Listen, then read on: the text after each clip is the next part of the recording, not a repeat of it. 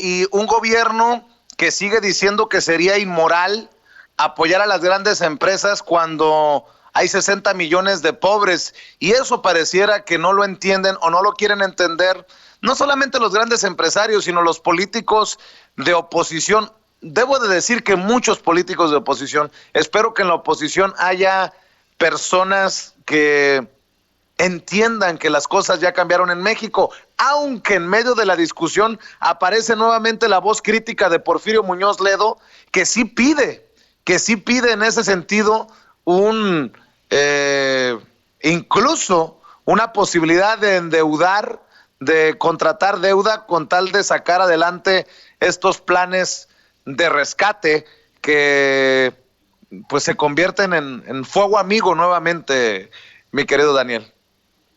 Sí, Vicente, fíjate que una gran parte del gobierno de López Obrador, de su misión como gobernante, es primero demostrar que las cosas se pueden hacer mejor a pesar de la pandemia que estamos viviendo.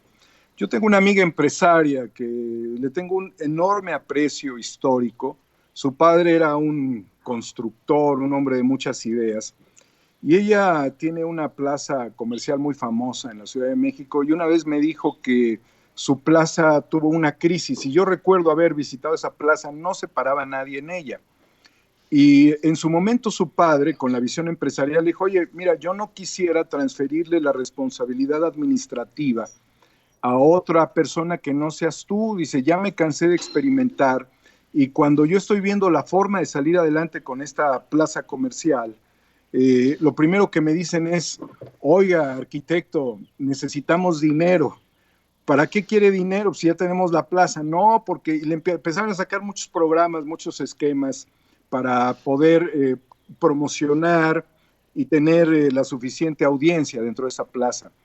Y le dijo, ¿y entonces qué hago, papá? Dice, pues quiero que administres toda esta plaza, porque si es para dar dinero, pues entonces contrato a un pendejo, ¿no?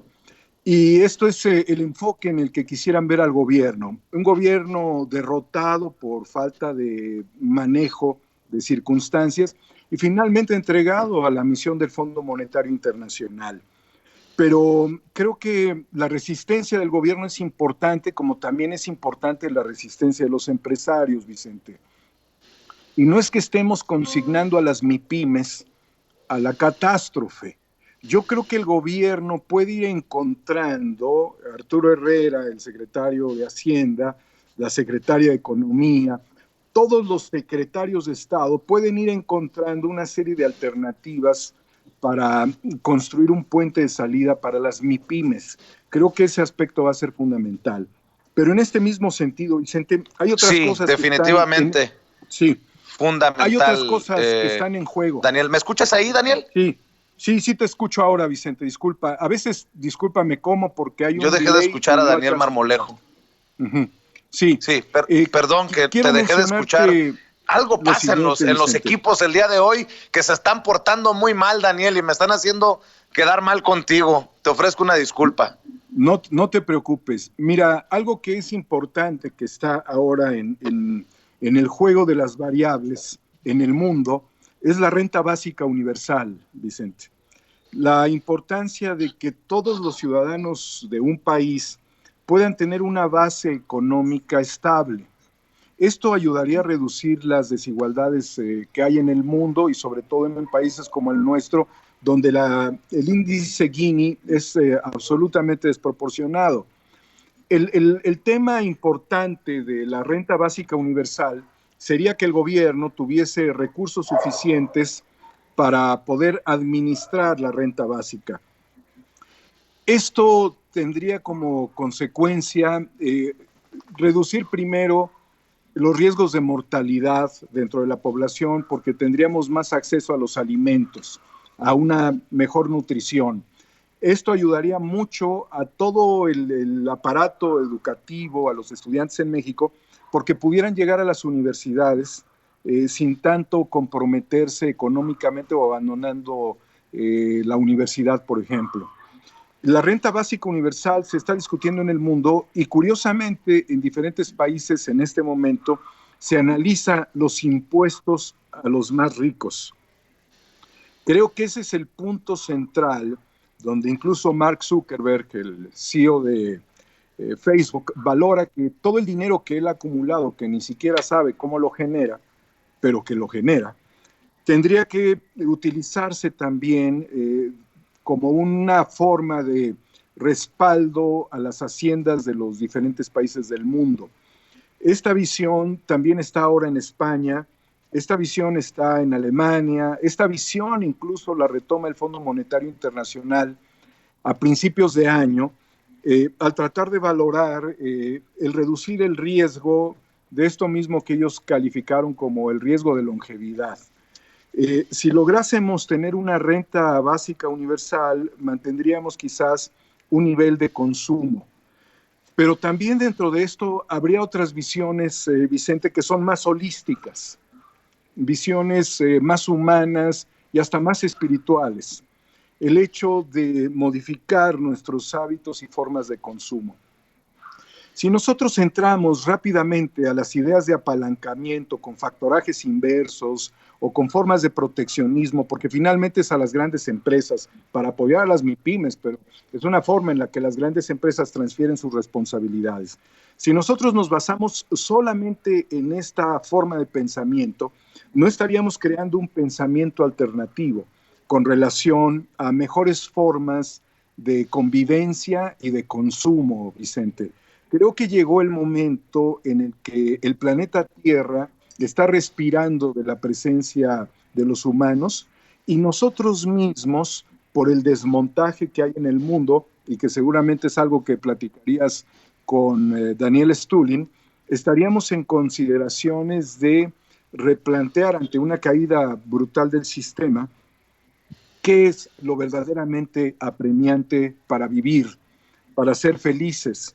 Entonces quizás los ecos de nuestros antepasados empezarían a resurgir en la conciencia colectiva de una mejor humanidad.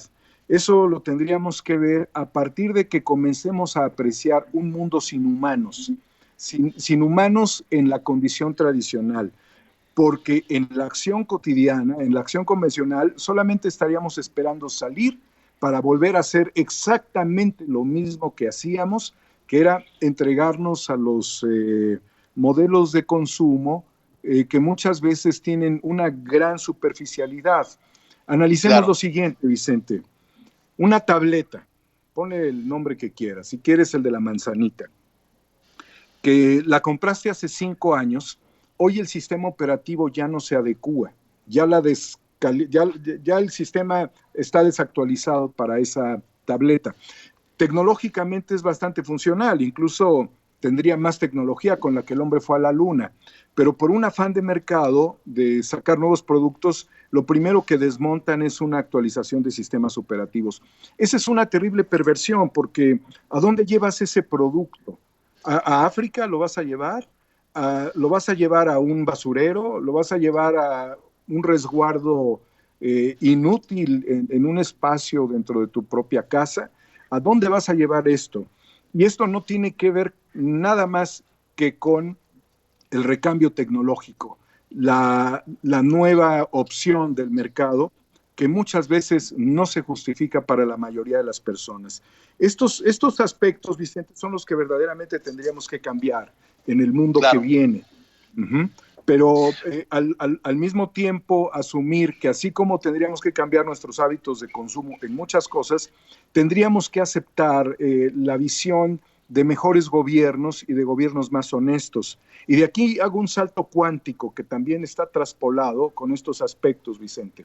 El caso concreto es las modificaciones al artículo 4 constitucional que buscan y que consiguen, ya no buscan, que todos los programas sociales ya sean programas gubernamentales.